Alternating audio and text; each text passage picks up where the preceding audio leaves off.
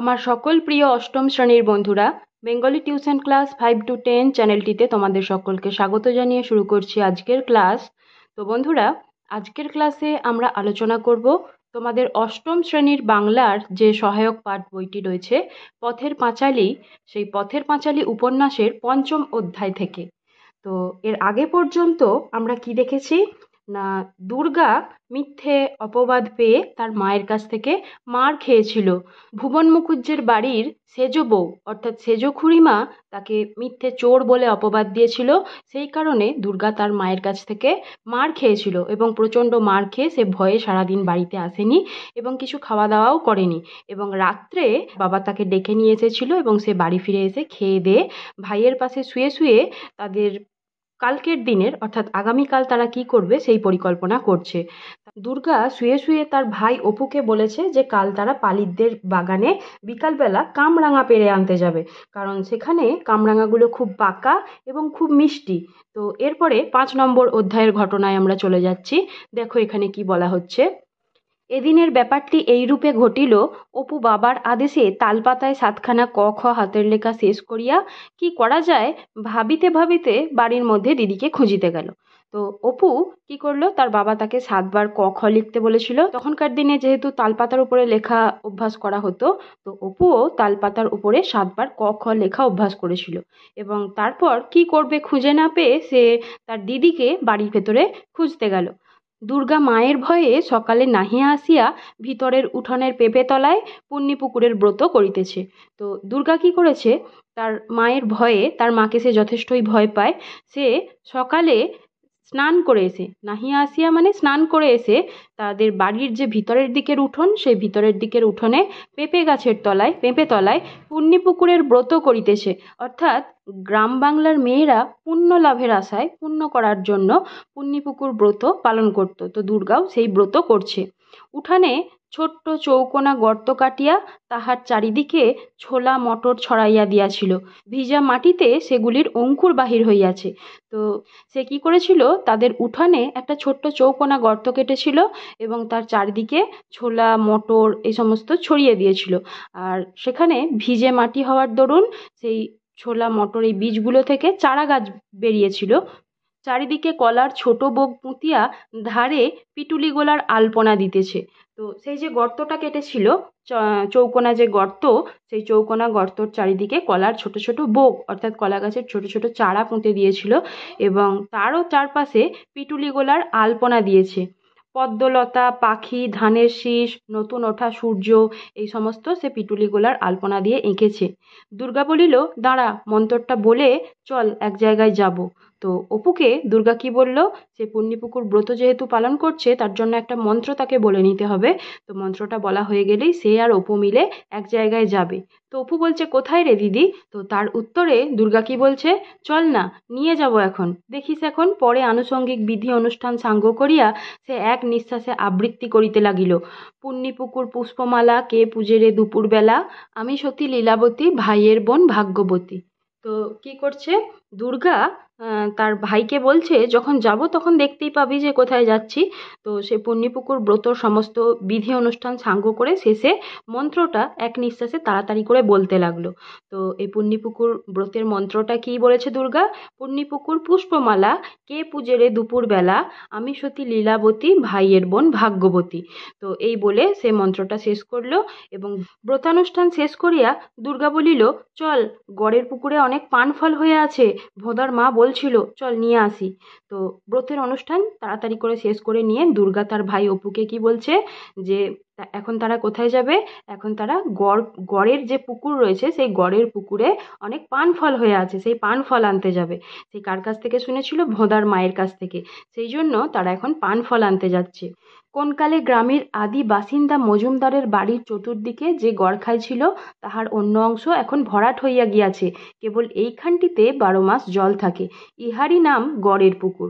তো গড়ের পুকুর বলতে সেই গ্রামের কোন জায়গাটাকে বোঝানো হয়েছে, যে অনেক দিন আগে গ্রামের আদি বাসিন্দা মজুমদার পরিবার, সেই মজুমদার পরিবারের বাড়ির চারিদিকে একটা গড়খাই ছিল। মানে সেখানে খাল কেটে রাখা হতো বহিঃশত্রুর আক্রমণের হাত থেকে রক্ষা পাওয়ার জন্য। তো সেই যে খাল, গড়খাই, সেই গড়খাইয়ের বেশ কিছুটা অংশ এখন ভরাট হয়ে গেছে। আর একটুখানি জায়গা যেখানটা গড়ের পুকুর বলা হচ্ছে, সেই জায়গাটায় 12 মাস জল থাকে।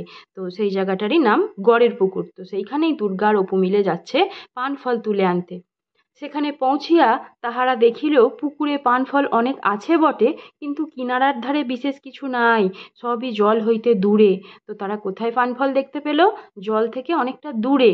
দুর্গা বলিল, অপু, একটা বাঁশের কঞ্চি দেখ তো খুঁজে, তাই দিয়ে টেনে টেনে আনবো। পরে সে পুকুরের ধারের ঝোপের শ্যাওড়া গাছ হইতে পাকা শ্যাওড়ার ফল তুলিয়া খাইতে লাগিল। অপু বনের মধ্যে কঞ্চি খুঁজিতে খুঁজিতে দেখিতে পাইয়া বলিল, ও দিদি, ও ফল খাসনি? দূর, আজ শ্যাওড়ার ফল কি খায় রে? ও তো পাখিতে খায়। দুর্গা পাকা ফল টিপিয়া বীজ বাহির করিতে করিতে বলিল, আই দেখি, দেখ দেখি খেয়ে, মিষ্টি যেন গুড়। কে বলেছে খায় না? আমি তো কত খেয়েছি। তো তারা সেখানে পৌঁছে গিয়ে কি দেখলো, যে পুকুরের ধারের দিকে, অর্থাৎ যেখানে তারা হাত পাবে সহজেই, সেই জায়গায় কোনো পান ফলের গাছ নেই। একদম পুকুরের ভিতরের দিকে রয়েছে পান ফলের গাছ। তো সেই পান ফলের গাছগুলোকে টেনে আনার জন্য একটা লম্বা লাঠির দরকার, কঞ্চির দরকার। তো দুর্গা অপুকে কঞ্চি খুঁজে দেখতে বলে নিজে কি করলো, আশাওড়ার ফল খেতে লাগলো। তো অপু তার দিদিকে এই আশাওড়ার ফল খেতে দেখে কি বলল, যে ওই ফল খাস না দিদি, ওই ফল তো শুধু পাখিতে খায়। তো দুর্গা তার উত্তরে কি বলল, তুই একটু খেয়ে দেখ, মিষ্টি যেন গুড়। কে বলেছে এই ফল খায় না? তো দুর্গা বলছে সে নিজে এই ফল অনেকবার খেয়েছে। অপু কঞ্চি কুড়ানো রাখিয়া দিদির কাছে আসিয়া বলিল, খেলে যে বলে পাগল হয়, আমায় একটা দে দিকি দিদি। তো অপু শুনেছে যে এই আশাওড়ার ফল খেলে নাকি পাগল হয়ে যায়, তাই সে তার দিদিকে বলছে ও ফল খেলে যে পাগল হয়, তবে আমায় একটা দে দিকি দিদি। তো অপু একটু খাওয়ার ইচ্ছা প্রকাশ করছে, সেও খেয়ে দেখতে চাইছে যে এই আশাওড়ার ফলগুলো আসলে কেমন খেতে। তো দেখো, এরপরে আমরা চলে যাচ্ছি পরের পাতায়। পরে সে খাইয়া মুখ একটু কাচুমাচু করিয়া বলিল, একটু একটু তেতো যে দিদি। তা একটু তেতো থাকবে না? তা থাক, কেমন মিষ্টি বল দেখি। কথা শেষ করিয়া দুর্গা খুব খুশির সহিত গোটা কতক পাকা ফল মুখের মধ্যে পুরিল। তো অপু সেই ফলটা খেয়ে তার দিদিকে অভিযোগের সুরে কি বলছে, যে একটু একটু তেতো যে দিদি। তো তার দিদি কি বলছে, একটু তেতো থাকবে না, কিন্তু কেমন মিষ্টি বল দেখি। তো দুর্গা খুব খুশির সঙ্গে গোটা কতক পাকা পাকা ফল সে মুখের মধ্যে পুরে ফেলল। জন্মিয়া পর্যন্ত ইহারা কখনো কোনো ভালো জিনিস খাইতে পায় নাই। তাদের যেহেতু পারিবারিক অবস্থা খুব একটা সচ্ছল নয়, তারা দরিদ্র পরিবারের সন্তান, তো তাই তারা জন্মিয়া পর্যন্ত খুব একটা ভালো জিনিস খাইতে পায় নাই, কারণ সেগুলো দাম দিয়ে কেনবার মতন সামর্থ্য তাদের ছিল না। অথচ পৃথিবীতে ইহারা নতুন আসিয়াছে, জিহবা ইহাদের নতুন। তো তারা অল্প বয়সী ছেলে মেয়ে, পৃথিবীতে নূতন জন্মগ্রহণ করেছে, এদের জিহবাও নতুন। তাহা পৃথিবীর নানা রস, বিশেষত মিষ্ট রস আস্বাদ করিবার জন্য লালায়িত। তাদের নূতন জিহবায় তারা পৃথিবীর নানান রকম রস, বিশেষত মিষ্টি রস যেটা, সেটা আস্বাদন করিবার জন্য, চেখে দেখার জন্য তারা যেন লালায়িত, অর্থাৎ তাদের জিভে জল আসছে। সন্দেশ মিঠাই কিনিয়া সে পরিতৃপ্তি লাভ করিবার সুযোগ ইহাদের ঘটে না। তো যেহেতু সেগুলোর দাম দিয়ে কিনতে হবে, তাদের সে ক্ষমতা নেই, তাই তারা সন্দেশ মিঠাই কিনে সেই জিহবার যে তৃপ্তি, সেটা তারা লাভ করতে পারে না। বিশ্বের অনন্ত সম্পদের মধ্যে তুচ্ছ বন গাছ হইতে মিষ্ট রস আহরণরত এসব লুব্ধ দরিদ্র ঘরের বালক বালিকাদের জন্য তাই করুণাময়ী বনদেবীরা বনের তুচ্ছ ফল ফুল মধুতে ভরাইয়া রাখেন। তো লেখক বলছেন যে এই ধরনের দরিদ্র পরিবারের বালক বালিকাদের জন্যই যেন এই পৃথিবীর বনদেবী তার তুচ্ছ ফল ফুল দিয়ে পৃথিবীকে ভরিয়ে রাখে। তো সেই ফল থেকেই তারা এই মিষ্ট রস আস্বাদন করতে পারে। ভাই বোনের কলহাস্যে খানিকক্ষণ ধরিয়া পুকুর প্রান্তের নির্জন বাঁশবাগান মুখরিত হইতে লাগিল। খানিকটা পরে অপু পাশের একটি শ্যাওড়া গাছের দিকে আঙুল দিয়া দেখাইয়া চেঁচাইয়া বলিয়া উঠিল, দেখ দিদি কি এখানে। তারপরে সে ছুটিয়া গিয়া মাটি খুঁড়িয়া কি তুলিতে লাগিল। দুর্গা জিজ্ঞাসা করিল, কি রে? পরে সেও ভাইয়ের কাছে আসিল। তো অপু হঠাৎ করে শ্যাওড়া গাছের দিকে আঙুল দেখিয়ে তার দিদিকে বলে উঠল, যে দেখ দিদি এখানে কি রয়েছে। আর সে দ্রুত সেখানে ছুটে গিয়ে মাটি খুঁড়ে কি একটা বার করে আনতে চেষ্টা করলো। আর দুর্গাও তারপরে তার ভাইয়ের কাছে গেল, যে তার ভাই কি দেখতে পেয়েছে সেটা জানার জন্য। অপু ততক্ষণ মাটি খুঁড়িয়া কি একটি বাহির করিয়া কোঁচর কাপড় দিয়া মাটি মুছিয়া সাফ করিতেছে। হাতে করিয়া আহ্লাদের সহিত দিদিকে দেখাইয়া বলিল, দেখ দিদি, চকচক করছে, কি জিনিস রে? তো অপু যেটা মাটি খুঁড়ে পেয়েছে সেই জিনিসটা খুব চকচক করছে, তো তাই সে তার দিদিকে দেখিয়ে বলছে, দেখ দিদি, খুব চকচক করছে, কি জিনিস এটা? দুর্গা হাতে লইয়া দেখিল গোল মতো, একদিকে ছুঁচালো, পল কাটা কাটা চকচকে কি একটা জিনিস। সে খানিকক্ষণ আগ্রহের সহিত নানাভাবে উল্টাইয়া পাল্টাইয়া দেখিতে লাগিল। তো দুর্গা আগে কখনো এরকম জিনিস দেখেনি, তো সে দেখছে যে গোল মতন জিনিসটা এবং চারিদিকে খাঁজ কাটা কাটা, পল কাটা মানে খাঁজ কাটা। হঠাৎ কি ভাবিয়া তাহার রুক্ষ চুলে ঘেরা মুখ উজ্জ্বল হইয়া উঠিল। তো হঠাৎ করে কিছু একটা ভেবে অপুর দিদি দুর্গার মুখটা খুব উজ্জ্বল হয়ে উঠল। সে ভয়ে ভয়ে চারিদিকে চাহিয়া দেখিল কেহ দেখিতেছে কিনা। চুপি চুপি বলিল, অপু, এটা বোধহয় হিরে, চুপ কর, চেঁচাস নে। পরে ভয়ে ভয়ে আর একবার চারিদিকে চাহিয়া দেখিল। অপু দিদির দিকে অবাক হইয়া চাহিয়া রহিল। হীরক বস্তুটি তাহার অজ্ঞাত নয় বটে। মায়ের মুখে, দিদির মুখে রূপকথার রাজপুত্র রাজকন্যারা হীরা মুক্তার অলঙ্কারের ঘটনা সে অনেকবার শুনিয়াছে, কিন্তু হীরা জিনিসটা কীরকম দেখিতে সে সম্বন্ধে তাহার মনে একটু ভুল ধারণা ছিল। সে জানতো না যে হিরে জিনিসটা দেখতে কেমন, কিন্তু সে তার মায়ের কাছে, তার দিদির কাছে রাজকন্যা রাজপুত্রর গল্প শোনার সময় মণিমুক্ত হীরের গল্প সে অনেক শুনেছে। সে বুঝতো যে হিরে একটা মূল্যবান ধাতু।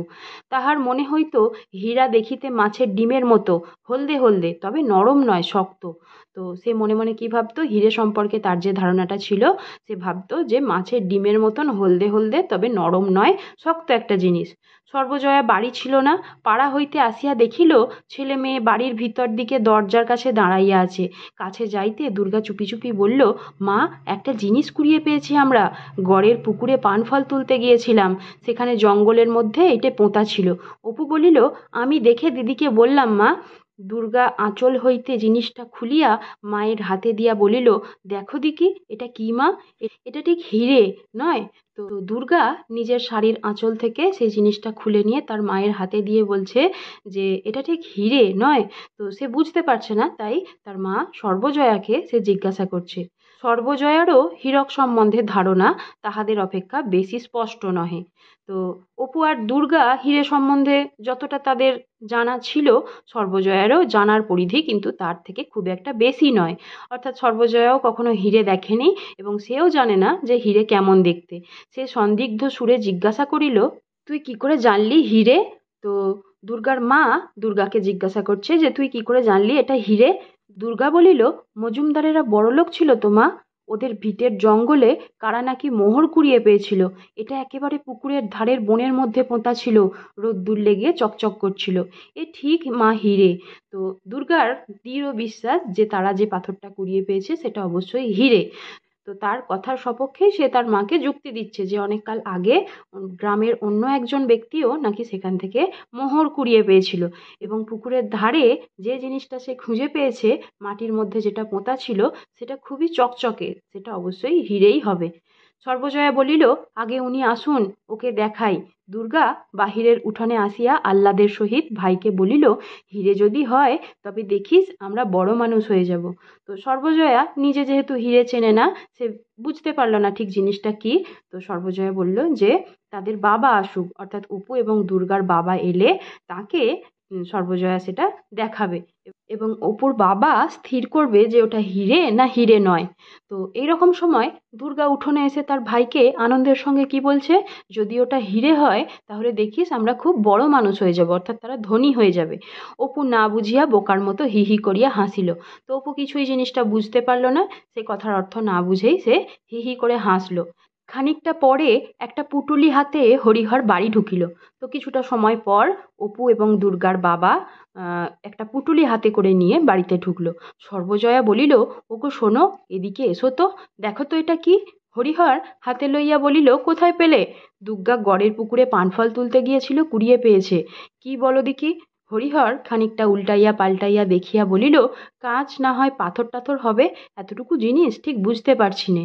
তো হরিহর অর্থাৎ সর্বজয়ার স্বামী, অপু এবং দুর্গার যিনি বাবা, সেও এই পাথরটা উল্টে পাল্টে দেখে বলল কি না, এইটুকুনি পাথর সে দেখে ভালো করে বুঝতে পারছে না। সর্বজয়ার মনে একটুখানি ক্ষীণ আশার রেখা দেখা দিল। তো সর্বজয়া এতক্ষণ আশা করেনি যে এটা হিরে হতে পারে, কিন্তু অপুর বাবার কথা শুনে তার মনে একটা ক্ষীণ আশার রেখা দেখা দিল। কাঁচ ফাঁচ হইলে তাহার স্বামী কি চিনিতে পারিত না? পরে সে চুপি চুপি যেন পাছে স্বামী বিরুদ্ধ যুক্তি দেখায় এই ভয়ে বলিল, হিরে নয় তো? যদি হিরে হয়? তো সর্বজয়া তার স্বামীর কাছে গিয়ে চুপি চুপি অর্থাৎ আস্তে আস্তে গিয়ে কি বলছে যে হিরে নয় তো, যদি হিরে হয়? তখন অপুর বাবা কি বলছে, অর্থাৎ হরিহর বলছে যে হ্যাঁ, হিরে যদি পথে ঘাটে পাওয়া যেত তবে আর ভাবনা কি ছিল, তুমিও যেমন। তাহার মনে মনে ধারণা হইল ইহা কাঁচ। তো অপুর বাবা যখন বলল যে এটা হিরে হওয়ার সম্ভাবনা নেই, তখন সর্বজয়ার মনে মনে ধারণা হলো যে এটা অবশ্যই কাঁচই হবে।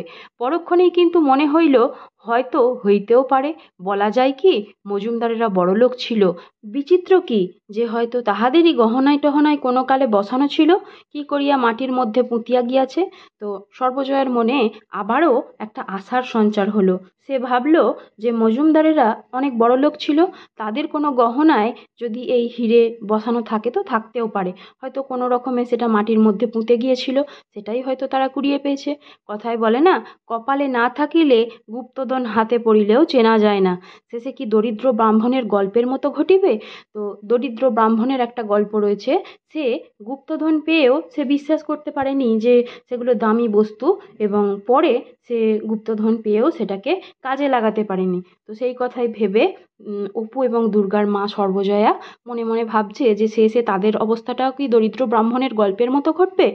সে বলিল, আচ্ছা দাঁড়াও, একবার বরং গাঙ্গুলি বাড়ি দেখিয়ে আসি। তো এই কথা শুনে অপু এবং দুর্গার বাবা হরিহর কি বলল যে সেই পাথরটা নিয়ে একবার সে গাঙ্গুলি বাড়িতে দেখিয়ে আসবে, কারণ গাঙ্গুলিরা হয়তো চিনলেও চিনতে পারে। তো রাঁধিতে রাঁধিতে সর্বজয়া বারবার মনে মনে বলিতে লাগিল, দোহাই ঠাকুর, কত লোক তো কত কি কুড়িয়ে পায়, এই কষ্ট যাচ্ছে সংসারে, বাচ্চাদের দিকে মুখ তুলে তাকিয়েও দোহাই ঠাকুর। তো সর্বজয়া বারবার ঠাকুরের কাছে প্রার্থনা করছে যে সেই পাথরটা যেন হিরেই হয়। হিরে হলে তাদের সংসারের অভাব ঘুচে যাবে এবং তারা একটু সুখ স্বাচ্ছন্দ্যে জীবনযাপন করতে পারবে সেই পাথর বিক্রি করে পাওয়া অর্থ দিয়ে। তাহার বুকের মধ্যে ঢিপ ঢিপ করিতেছিল। খানিকটা পরে দুর্গা বাড়ি আসিয়া আগ্রহের সুরে বলিল, বাবা এখনো বাড়ি ফেরেনি? হ্যাঁ মা। তো দুর্গা জানে যে তার বাবা সেই পাথরটা গাঙ্গুলি বাড়িতে দেখিয়ে আনার জন্য নিয়ে গিয়েছেন। তো সেই জন্য দুর্গা তার মাকে এসে জিজ্ঞাসা করছে তার বাবা কি এখনো বাড়ি ফেরেনি। সঙ্গে সঙ্গে হরিহর বাড়ির ভিতর ঢুকিয়া বলিল, হুঁ, আমি তখনই বললাম এ কিছু নয়, গাঙ্গুলি মশাইয়ের জামাই সত্যবাবু কলকাতা থেকে এসেছেন। তিনি দেখে বললেন এরকম বেলোয়ারি কাঁচ ঝাড় লণ্ঠনে ঝুলোনো থাকে। তো এই যে একটা জিনিস অপু কুড়িয়ে পেয়েছে, সেটা আসলে কি না, গাঙ্গুলি মশাইয়ের যে জামাই কলকাতা থেকে এসেছে সত্যবাবু, সেই সত্যবাবু বলেছে এটা একটা বেলোয়ারি কাঁচ ঝাড় লণ্ঠনে ঝুলোনো থাকে। রাস্তাঘাটে যদি হিরে জহরত পাওয়া যেত তাহলে তুমিও যেমন। তো অপুর বাবা অপুর মাকে ভৎসনা করে বলছেন যে রাস্তাঘাটে যদি হিরে জহরত পাওয়া যেত তাহলে তো আর কোনো কথাই থাকতো না। তো তাহলে বলে অপুর বাবা থেমে গেছে। তো শেষ পর্যন্ত অপুর মাকে সে কি বলছে যে তুমিও যেমন। তো আজকে এই পর্যন্তই ৫ নম্বর অধ্যায়ের আলোচনা আমরা করে দিলাম। এর পরের দিন অবশ্যই আমরা ৬ নম্বর অধ্যায় থেকে আলোচনা শুরু করব। আশা করছি এই আলোচনা থেকে তোমরা উপন্যাসের বিষয়বস্তুটা সহজেই বুঝতে পারছো এবং এই আলোচনা তোমাদের ভালো লাগছে। তো এই আলোচনা যদি তোমাদের সত্যিই ভালো লেগে থাকে তোমরা অবশ্যই ভিডিওটিতে একটি লাইক করে দিও, কমেন্ট করে জানিও তোমাদের কেমন লাগছে, আর তোমাদের বন্ধুদের সঙ্গেও এই ভিডিওগুলো শেয়ার করে দিতে ভুলো না। তো যারা যারা এখনও চ্যানেলটিকে সাবস্ক্রাইব করোনি তারা অবশ্যই চ্যানেলটিকে সাবস্ক্রাইব করে দিও। তো তোমরা সকলে ভালো থেকো, সুস্থ থেকো। আজকের আলোচনা এই পর্যন্তই।